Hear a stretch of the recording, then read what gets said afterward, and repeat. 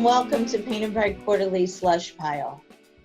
Those of you who listen all the time know how excited I get when we're doing something new, and we try to do something new almost every time. But today is extra special. We have a very special guest joining us, Adrian Todd Zuniga, and we'll go around and do the introductions and just let you know at the top, we're not going to be reading and discussing work today. We're going to have a conversation instead about politics and art.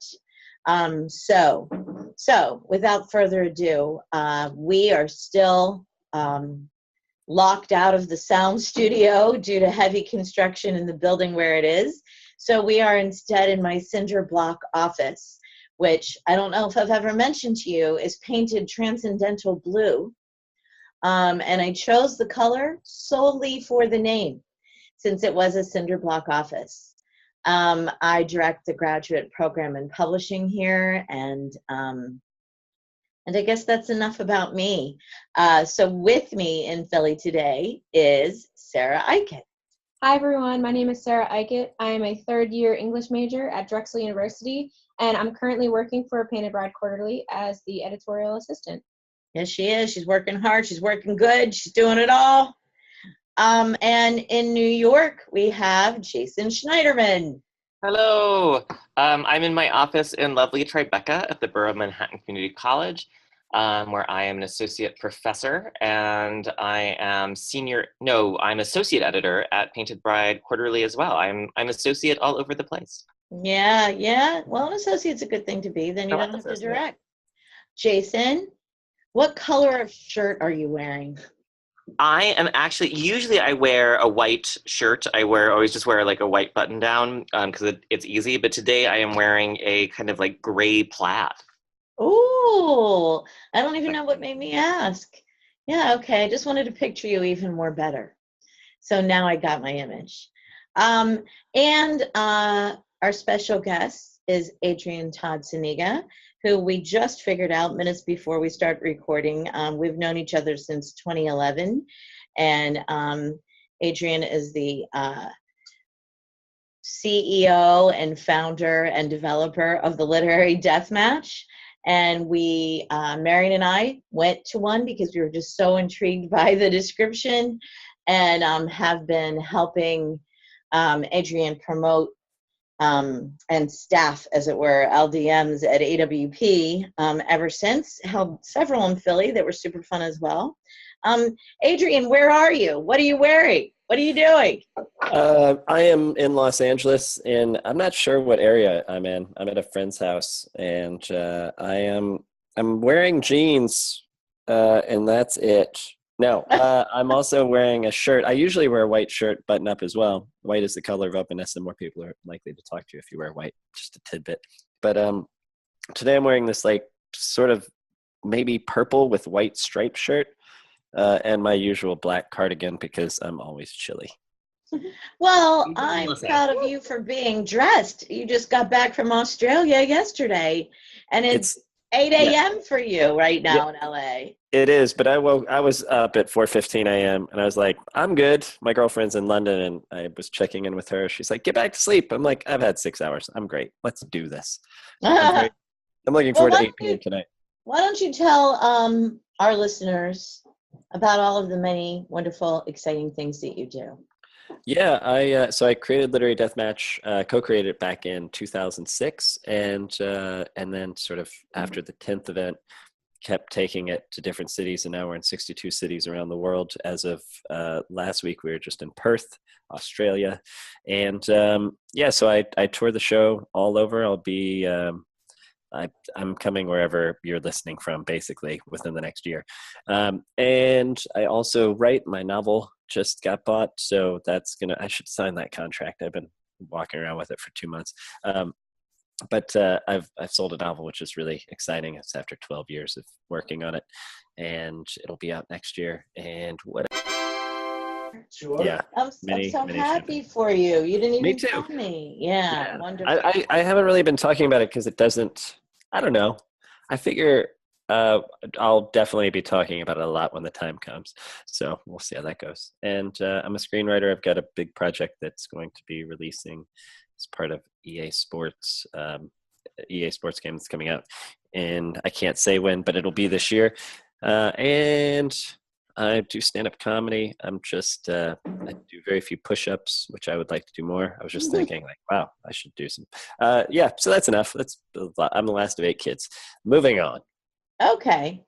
Moving on. I have one question that I believe will be the fodder that will sustain us for the next several minutes. And that question is, in a time of political oppression and/or turmoil, do we make more and better art? Or is the art we make simply angry and even redundant? Go. I'm very excited to talk about this, by the way. I know, that's why I thought of you for this podcast. Yeah, I just spoke, so I was going to pause, but nobody else immediately jumped in. I think the first has been, I would go with the first. I think, I don't remember the wording of either of the 2 options, but definitely the first one. What was the wording of the first? Do we make more and better art? Here's what happened to me on November 8th, I believe. I was in Orlando, of all places, and I was sitting next to my best friend that I've been working with for EA of 31 years. And the moment they announced Trump won, I turned to him and I said, well, we're going to see some amazing art over the next 4 years.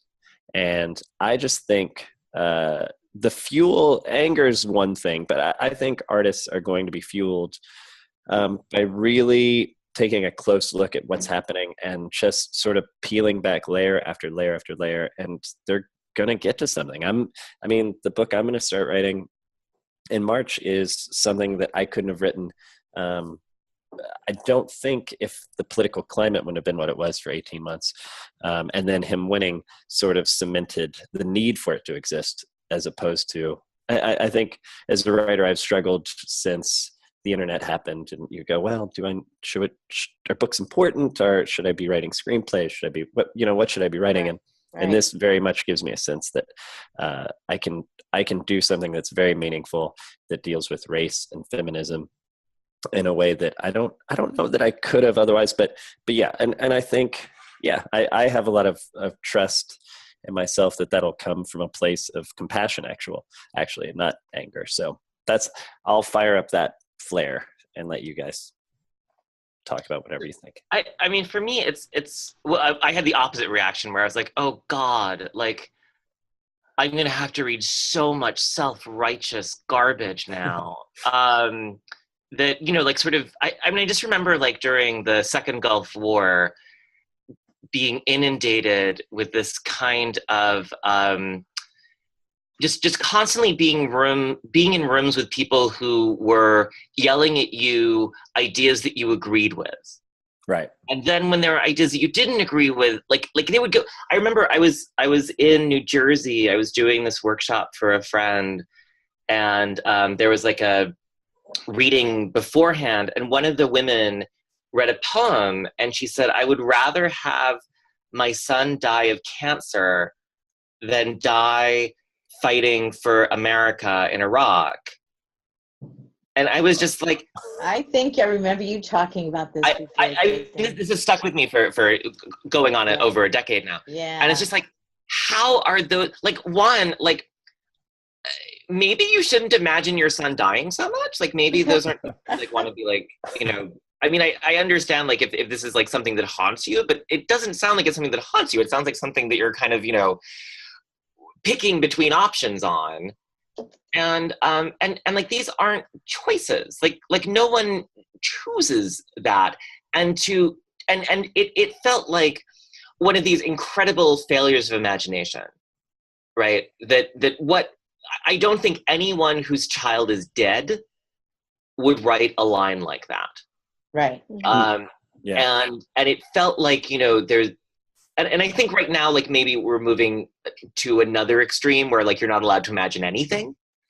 And, like, the sensitivity readers for young adult novels is a little, like, I don't know how I feel about this. But I mean, they're also responding to a problem that exists. Like, I'm not going to say they're not. Do you know about the sensitivity readers?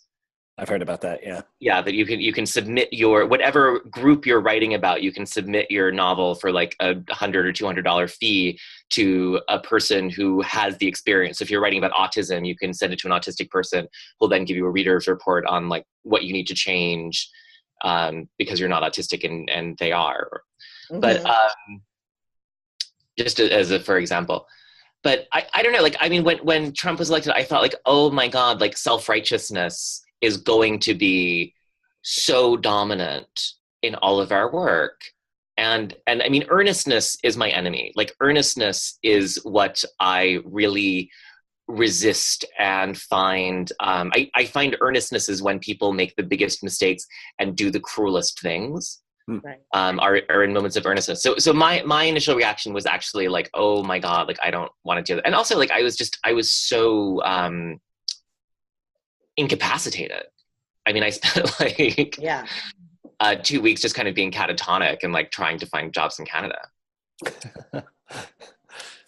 That's a good one. I've been living in London, so I feel both safe and like I got to get back and help. But I really think I'm going to decide on safety. Yeah. You know, our cohort, Marion Wren, was supposed to be with us right now, and she's having technological difficulties, so she might still drop in during this conversation. But she's talked to me a lot about how it felt to be in Abu Dhabi when all this was happening, and feeling even more helpless than we did here, maybe, you know, not that I felt that I could do anything. But I think I agree with what both of you are saying, that in the beginning, I would have said it's all shot to hell, you know, but actually being at AWP and hearing some of the art that's already being created is helping me, you know. Right after the election, we had a reading and people came up to the second floor of the bar where we have it, the Black Sheep in Philadelphia, and it was like we were at a wake. Everyone who walked in the room knew somebody else there and just started hugging and crying. And I thought, how will we ever get past this? Like what happens to poetry? I mean, maybe this is something to talk about, like, is making art what we should be doing? Is that how we should spend our time right now? 1,000% yes. Oh my God. I couldn't, I mean, here's what I think is how much, if you're writing your ass off, how much are you going to write in a day? You're probably 4 hours. Like if you're insane, you'll get like a fifth, a sixth, let's say 8 to be strong. That still gives you like an extra 8 hours to do something else, which I guess some people have to work. But beyond that, like, you know, being politically engaged is important and just knowing what's going on. But in terms of creating art, I think this is like the most important time. And how we've addressed what's happening with Literary Deathmatch is, you know, this next round of shows we're going to do, which will be immigrant based, and we're focusing on having women in the lineup or people of color or LGBT. And it's just like, that's enough letters. And it's like super important to me just to like do that, because I understand that literature is democracy effectively. That's how I've sort of taken it. Touring is the opposite of writing. Literature is democracy. Words to live by. But yeah, so that I think the importance of creating right now is like hugely important. But I do think your point earlier about like, don't be insufferable and don't make stupid points. I hope that we're above that, but I guess that's what's going to separate the art that's going to matter and the art that we're going to be like, go back and work on some things, you know. Right. And I should give a plug to my husband's project. I'm married to the founder and editor of Indolent Books, and he actually is doing between the election and the inauguration, he did a project called the Transition Project, where he had a poem a day, kind of responding to the situation. And then between the inauguration, and I guess he's planning to do it as long as Trump is president, called What Rough Beast. And it's also a poem a day, kind of responding to things. And it's interesting to look at, you know, like kind of the work that he's rejecting, because it is crass or unthoughtful or simplistic, and the work that he's accepting that is really kind of joyful and powerful and complicated. And I forget which one of the projects I was in, but I had a poem about being angry. And it circulated in ways that most of my poems don't. I mean, I was getting letters from people I went to like college and high school with telling me that, wow, really awesome. like how they felt. Right. But I was also, I mean, part of what I was trying to talk about in that poem is that one of the narratives that has emerged out of this election is the irreconcilability of the two sides, that we are living in this space that is so completely, this culture and society that is so completely binary, that it is impossible to understand who the other side is. And I don't think that's true. Like, I don't think that it's impossible to understand. And I think that, I mean, the success of a book like Hillbilly Elegy, I think has, kind of in some ways undercut that narrative and in some ways underscored it. That, like we need this book to understand who these people are. But I don't think it's that hard to understand what it is that motivates a nationalist, or what, and I mean, even the fact that like on this podcast, we all, like, I have not been in a single space other than one since the election in which I thought I was talking to someone who might have supported Trump. Like, not one. Like right. I mean, Dana Gioia was a Republican, and when he got, when he was the head of the NEA under W, he really was able to get a larger budget for the NEA than they'd ever had before. And he did it by doing what seemed like very conservative projects. So, bringing Shakespeare to the military. Sure. But could have had, I mean, I didn't look into it as deeply as I should have, but, could have had real potential. And there's nothing like that now. I mean, now we're just sort of like, I mean, and I don't think it should be. But there is something very, very odd to me about how completely the artistic community seems to be on one side of this. That there doesn't even seem to be space to think about an audience that might be different.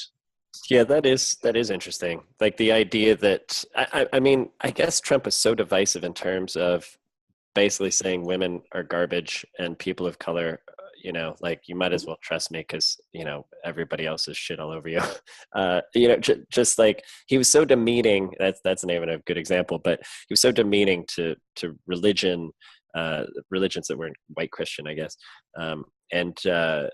He was just so horrible. Everybody was on this one side. Is like, I can't, I remember posting, I'm not making a clear point yet, but someday I will.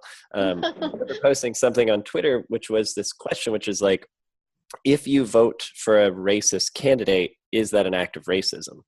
And that was sort of a question that was interesting to me, because it's like, or is it, I guess, is it a racist act to vote for a racist candidate? I think that's how I phrased it. Yeah. And that I think is, the question that a lot of the people on the side of justice and thought were sitting. Whereas, of course, the other people have their own version of justice and thought. But I don't know. It's yeah, you said a lot of interesting stuff. I have lots of I think that we've had a few wins now, and that might be what's making me feel a little bit better. Like, the people have spoken, not in ways, large enough, and I think we need more wins. But one thing I haven't been able to wrap my mind around, or like see a fix for, is exactly what you two are talking about now, the division. I know there was data at the time of how many people, this sounds silly, but it's real, lost Facebook friends. And I know many people who lost family members. And I'm saying the word lost because they don't speak any longer. Right. Because of how much the election divided them. I don't know what the fix is there at all, even if, you know, the people can prosper and win in ways that we're talking about. I mean, I know, I feel for many of us and probably our listeners, they feel the same way Jason does. I think we were so shell-shocked because our world view, everyone we associate with was on the same side, you know. So to imagine that many people not is still very difficult to even believe that there could be anybody that, you know, was behind Trump. And to answer your question, Adrian, yes, I think voting for a racist is an act of racism. Yeah. And there's no segue for this, but I have to say it, it's driving me crazy. Episode 21 of our podcast, sounds like I'm promoting our podcast, but I'm not. I'm promoting an amazing poem that Cynthia Dewey Oka read the night of that reading that I was telling you, was more like awake. She wrote a poem called Post-Election Song of Myself. And there was quite literally not a dry eye in the house when she was done. So we have an audio of her reading that poem on episode 21, if anybody's interested. Cool. In the room with me is Sara, who's really brilliant and smart and thoughtful and 20 years old. And I want her to tell us what she thinks about this question and this issue. As a 20-year-old? Well, it will be a To 20-year-old tokenize perspective, you. no matter what you say. I think in some ways we're all speaking truths right now. It's a really frustrating problem. Jason, you alluded to this, where there's just division among our country, and there's this idea that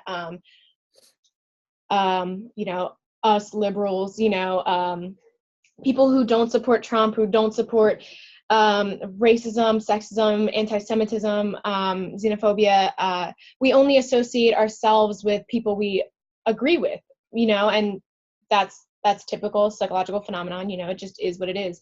And I think that there is a lot of great art being produced right now because of the election, because of this time of greater oppression. And I think there's going to be even more great art over the next 4 years. The problem that I think that we're facing right now is that none of that art is being seen, being consumed by people who actually need to see it. You know, the only people consuming this great art are people who already agree with it, already understand the strife. Preaching to the converted. Exactly, yeah. So, but can I jump in real quick? Because I think the first thing I want to say is it's an interesting thing, the importance of art about this stuff right now, is that when I get off Twitter, I can't just like watch a athletic contest. I'm kind of like, this is meaningless. It sort of like created this idea of existential, you know, risk of this administration and things like that. And the thing you were saying about, oh God, I shouldn't have opened with that point. My brain is a little jet lagged. The people who need to read it. And this is what I will say, is that it helps us. I think it really helps me to define and create language and talking points to kind of like, not gotcha stuff, but kind of like, here's how you're being this way and here's how you're not seeing it. And so it sort of does give us a fuel to be like, oh, this is a better way to talk about it, instead of just going like, you know what, you're a racist asshole. But to be like, well, here's a way to compassionately look at it. And if you use the word compassion, you're doomed. But here's a way to look at it that you might not be seeing it. And I think that's a really big value of what you were saying, and like the stuff that's being created that helps us, because they're not reading it because they're gonna be like, oh, it's Hillary Clinton, let's lock her up before I read ever again or whatever. But I'm being the worst version of myself because I'm on Twitter and these things. I'm very like conscious because I grew up in the world of people, and I have 2 siblings who voted for Trump. I think that's actually something that I feel like has happened. Like, we've all become the worst versions of ourselves. Yeah. I definitely do not feel like I am the best version of myself. And the other piece of, I totally forgot what I was going to say. It's catching. That there is this kind of circulated outrage, and that you're right, like actually being able to state why you hold a particular position and actually having evidence that is based in facts and studies and numbers and arguments, the deeper we go down sort of the isolation of our own group, the less we have to actually do that. The more we're hearing the voices that we agree with. But there's also this other thing where like, it's so xenophobic, it is so racist, it is so anti-feminist, it is so anti-queer, it is so anti-trans, that it doesn't feel like there's like trying to find another side in it is sort of like, I was watching Fox News many, many years ago, and they were talking about Lincoln Douglas debating, and they had a picture of Frederick Douglass. Like they thought that Lincoln Douglas debates had taken place between, they have an infographic and they're showing Abraham Lincoln and Frederick Douglass. Oh my God. And it's like there's no, like, you can't sort of be like, well, you know, we're on this side and you're on that side. It's like, no, that's wrong. But the other piece I was going to say is, I voted for Clinton and I believed that he had raped Jane Doe number 6.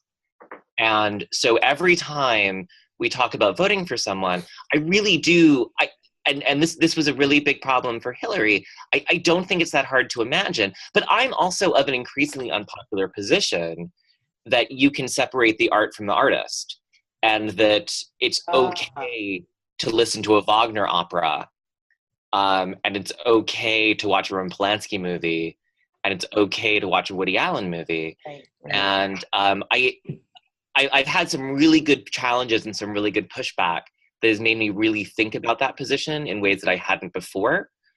But I still really think that there is a gap between who an artist is in their personal life and what they've done, and what they're doing in terms of the art that they're creating and that they're making. On that note, I disagree with you on that, and I think sorry. I think a lot of people my age also disagree with you on that note. That I feel that you can never separate an artist from their art. However, you know, you, in some ways, like as a writer, you know, it's almost like, as writers, it's almost our job to consume writing, like all writing, you know? So, however, you have to view it with a critical eye, that, like, you know, the artist is wrong, or is a problem, is offensive. And I think that, yes, you can view media or art that was created by offensive artists. However, I don't think that you can separate their ideals necessarily from their art, because also so much art, you know, so much poetry and writing stems from who the person is, and stems from their past and present self. And I think that for a lot of people my age, like once we find out, like for instance, one of the most recent that I can think of, the divorce between Johnny Depp and Amber Heard. Like, my friends and I all discussed, and we agreed that we would probably never see a Johnny Depp movie ever again, and that we refuse to support him, because how can you support? Because, you know, buying those movies, buying tickets to those movies, in a way, is supporting Johnny Depp. So you're never going to watch Edward Scissorhands again? Probably not. I don't know. That's a good question. Like, can you retroactively? Yeah, because also Johnny Depp's an interesting example, but also a poor one, because I don't think he's ever going to make another. Like, I'm not like, what, you're going to give up on Johnny Depp? But I do, like, I struggled with this because I thought Casey Affleck deserved to win Best Actor. Because even though Fences, I just thought like Denzel was playing something that had already been played, you know, so there's all these arguments, and I just thought he did an exceptional thing, but I still was like, fuck, like could people just not do things that are horrible? Wait. I don't want to get on a Casey Affleck sidebar for too long either, but you realize that he never went to trial. He did, you know, the accusations were accusations, and he, I don't think it's fair that we say he's a sexual offender, because we don't know. He was accused, but there have been many, many people falsely accused. That's why I would hold out that, that's a fake news thing. It's fun to talk about. Fair enough. I need to read more on it. I just know that, So. Yeah. Anyway, right. I mean, I think it is difficult. I think I have to say that I'm in Jason's camp, though. Like, I will watch a Woody Allen film, and I wanted Casey Affleck to win the Oscar, and I can still appreciate the art a person makes. I think the voting question was quite different. To vote for a racist is quite different than reading T.S. Eliot.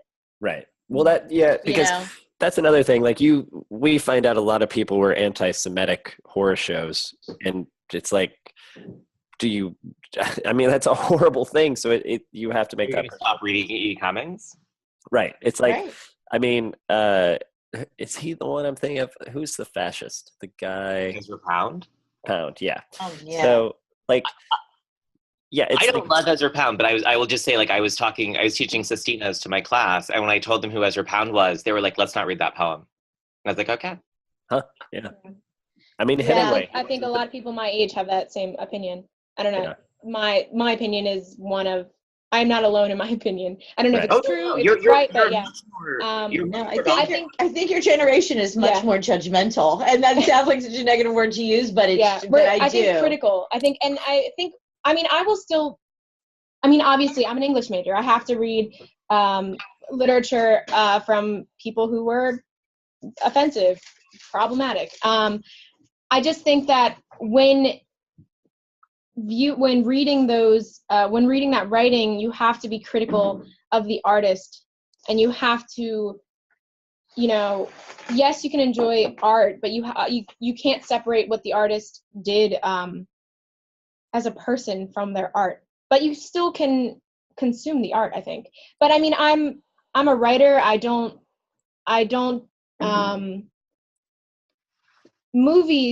watching a movie is something that I can easily separate myself from, because I'm not in any way a screenwriter. I don't act or direct, and so it's not in a way, it's not my job to take in movies or music, and that's why it's easy to say, oh, I just won't watch that film because of the racist. That's the racist actor. Whereas for writing, even if it comes from sexist or racist or homophobic writers, I still feel like it's my duty to read them. I just have to be more critical. Right. I've got a question for you, actually. Like, how do you contend with the idea that generationally people just didn't know or didn't give a shit about, women, trans, whatever it is that we should be like, oh, right, people exist. Let's honor that and not be a-holes about it. But how do you deal with the fact, do you just say, well, society, racism and all this stuff, how does that affect you as a reader and how you're processing the work as you read it? Well, I think also, in addition to knowing the writer's personal life, I think you also have to take in work in a historical context, if that's what you're asking. Yeah. So, yeah. That makes sense. Yeah. I think 10 years from now we'll have a very strong return to aesthetics. How do you mean? I think that 10 years from now, sort of new critical theory will kind of have a resurgence, that we're really so focused on identity and politics that it's going to be so much in the water that when we kind of need something to refresh our thinking, it's going to be something like a new critical approach, which does kind of focus purely on aesthetics. I always think about the Leni Riefenstahl problem. Right. Leni Riefenstahl, I can't make it all the way through Triumph of the Will. It's really boring. But a lot of those shots are really beautiful, and what he's developing is a set of filmic techniques that are foundational and at the time were groundbreaking. Olympia is a different story where it's really quite beautiful. And I don't, like, in the same thing with, like, I don't want to live in a world where I can't listen to Lohengrin if I want to. I don't want to live in a world where I can't watch Leni Riefenstahl if I want to, or can't show it to my class, or can't, kind of think about it in ways that are purely aesthetic without necessarily declaring that there is no politics, right? I mean, so I think that right now we're very focused on a set of politics. And as you were saying, like, what's happened, and I think this is inevitable, and I don't think it's the wrong reaction, but everything feels politicized. There is no outside politics right now. There is none. If you go to the Trump White House after you win the Super Bowl, you are making a political statement. Like, there is no outside to politics at all. And I think that after, I don't know how long, it's going to be exhausting. And we're going to really, there's going to be a group of people who are going to be really desperate and are going to, in order to think, and that's the other thing, is like, it's harder and harder to think bad thoughts. At least if you're on the left. If you're on the right, then you can actually think almost as, the only thing you can't think is pedophilia. Yeah, I think this is relevant, but I have a friend who's doing online dating, and the first question she's asking people is if they were Trump supporters. Right. Yeah, I mean, that's a fair. That's the I don't want first to. question. There's no point in talking longer than that, I guess, Right? Isn't that amazing? That's her starting line. Who'd you vote for? So we are kind of running out of time, guys, but if there are final parting points you wanted to make, we could do a round of those. Or do you feel like we've tapped it out? Tapped it out. Definitely haven't tapped it out. We're never tapping it out. It was interesting, something that came up earlier, but like, to me, one of the things that as an artist I'm trying to do is, I grew up in the Midwest and the Southeast, and trying to understand the people around me from that age and even now is like it's so valuable for art and also for humanity. But so I don't know, just like, I think compassion doesn't just have to be for the people on our side when we're working, and trying to understand that other people they got sold a bad system. This whole thing is like being sold a crappy system for dozens and dozens of years that allows this idea that education isn't important, or that everything is a lie or whatever. I wanted to read this thing.